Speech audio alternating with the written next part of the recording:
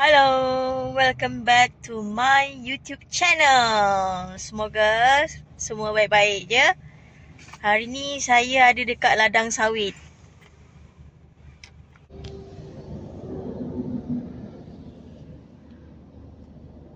Kalau ada pucuk paku ni, saya nak ambil benih dia. Tapi bukan pucuk paku tu. Banyak juga pucuk ubi. Aish, saya tengah menunggu lori nak ambil orang. Okay. Tu pucuk ubi.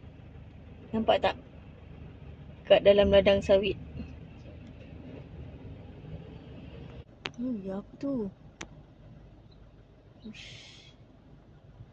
Siapa tahu ni dekat mana? Inilah dia crane yang saya tunggu-tunggu. Okay, kita ambil. Saya datang ambil passenger.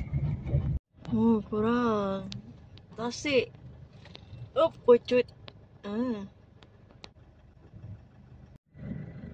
Kiri kanan tasik.